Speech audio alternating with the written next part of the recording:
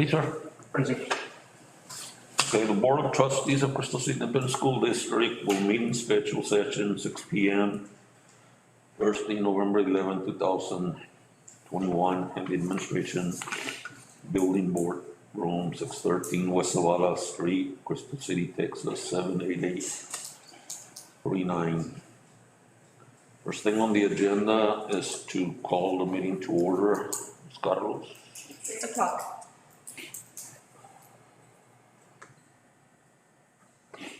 Roll call and establishment of quorum. Ms. Carlos. Mr. Eric Garcia will be absent today. Mr. Reyes Espinosa, Present. Mr. Cruz Mata, Mr. Victor Bonilla III, Present. Mrs. Nora Flores Guerrero, Present. Mrs. Melissa Marquez Guerrero, Present. and Mrs. Peggy Young. Here. Okay, we do have a quorum. Number 3, moment of reflection.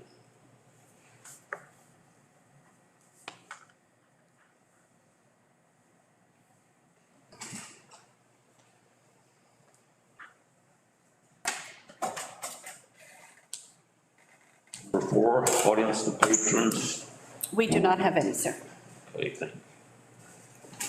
5, action items, consider an approval of an order canvassing elections.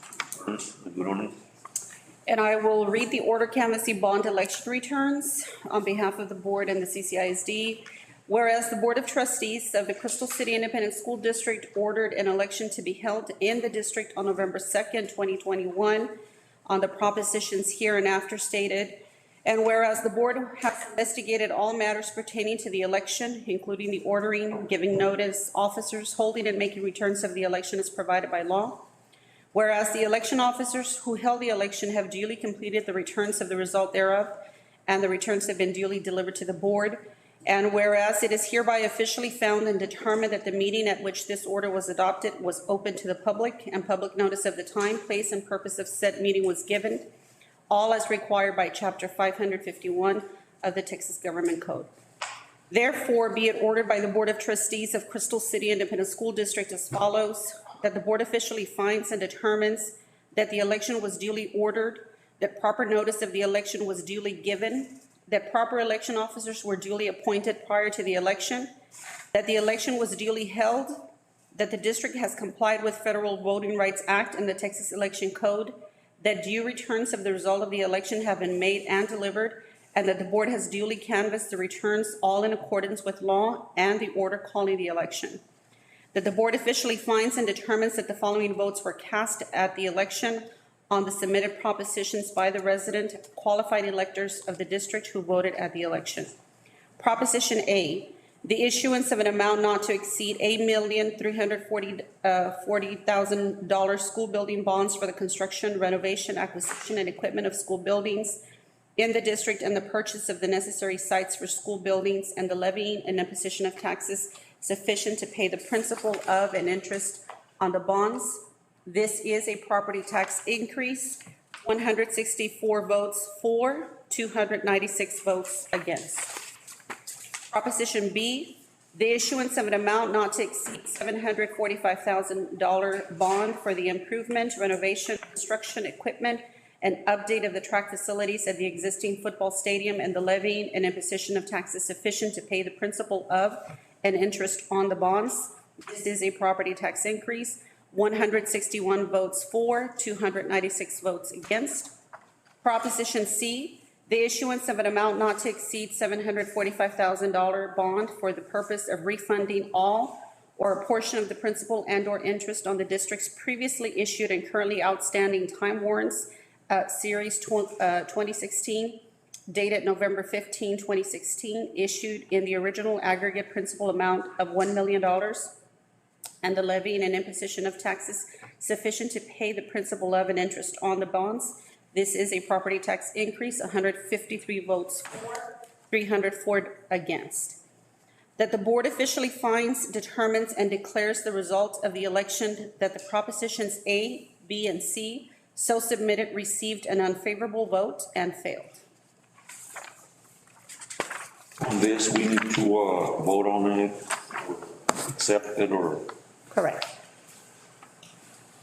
So your recommendation, is that we approve the canvassing of the bond election returns. do we have a motion? I move. Motion by Nora Guerrero, we have a second. I'll second. Second by Melissa Guerrero. Discussion, questions? I understand that people spoke, but I wonder on the third one, on Proposition C, they were supposed to save us interest. I wonder why they voted against it. Anyway, that's it. Wanted that, note that was gonna save us money and it didn't work. I think we didn't promote it that well. I And think people were confused with, it was, because it was divided in three. Usually when we vote on something, it's only one and two, three, and on the one you're talking about, sir, they thought it was, we were like refinancing to pay the other one and all. Yeah.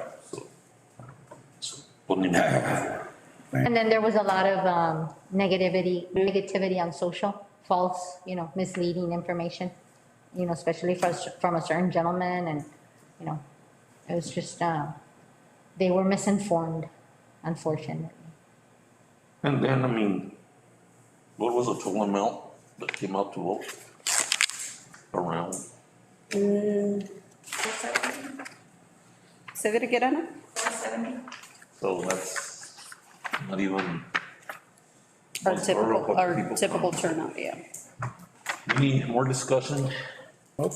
I need a motion to, the recommendation of accepting the bond. But he did, no? I already made it. Oh, you- Yeah, What is Melissa? Okay, vote, vote. pass 6-0. B, discussion action to approve an increase to the interventionist pay rate for the 2001-2002 22. school year. The recommendation is that the board consider increasing the hourly interventionist pay from $35 to $50, or an increase reasonable to the board hourly for the 21-22 school year. Who is this interventionist? Are they degreed? We only have one ordinance, so we're not discussing, personal. Okay. We only have one intervention, What Are we center? gonna? math intervention. And Level. why are we proposing this now? Because we gave, the board approved increases for substitutes and, the entire group. Make it fair? But we didn't consider the interventionist. So she was not included. She was not included in the original proposal, yes. Your recommendation, Is to increase the hourly rate from $35 to $50 an hour, or a rate reasonable to the board. So if we get new interventionists, it would be at that rate as well? Correct. And the interventionist, how many classes is she teaching? 5? I believe she is assigned 5 classes, yes. And she's got 25 to 30 kids per class. Creates her own lesson plans, everything. So And she sees them every day? Daily, yes, ma'am. every day, Hours a day? 5 class. 5. 5. I mean, that's almost like a full-time employee, in my opinion. 3 hours short of 8 hours. recommendation, ma'am? From $35 to $50, unless the board wants to consider a bigger increase. How much are we paying what did we increase? I mean, I'm not saying we have to increase it to that, but we're paying the substitutes that have a bachelor's degree, how much? I believe we increased it to 130? 130. No, $200, No, but she's talking about But substitute, that's per talking day, about permanent subs. but that's per day, correct? Yes, per day. oh, So what would that be like per hour? I'm just curious. about 200 and some. Yeah, permanent Interventionists, subs have a different pay rate. interventionists are degreed people with certification or without certification? They do not have to be degree or certified. What was it, how much do they get paid, 130, a substitute? No, I'm just trying to figure out, Hourly rate, 130 divided by, what's 130 divided by 8? no, 200. The only, Oh, because that's the permanent sub, right, 200? the only. Right, that's the a only different, thing that's a here is, different job. This person is considered more like, long-term subs, and the substitutes, I mean, They 200, don't have to plan and they don't have to do that thing, and I think they has to plan 25, Nora. and accountable for the test results of our students when the results come back. Do we have a motion to, for recommendations to, do we have a motion to, go from 35 to 50? I'll move. Motion by Melissa, second. I'll second it. Discussion, And for how much, Melissa, are you proposing? What was recommended? 50? I don't know. Are we gonna look at, results? Have we looked at results of her? I mean, we have, Pero un substitute le pagan how much again, 200? It depends on whether they have a degree or if they have a. if they don't have a Degree, because if I'm thinking of this person that they're talking about, she has a master's. yeah, Yeah. and that's why, and the thing is, like I'm saying, I mean, she is teaching, she is planning, she is held accountable. Isn't she just a teacher on the district?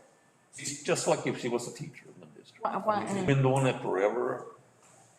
and we're taking a look at it because we've had her at $35 like forever.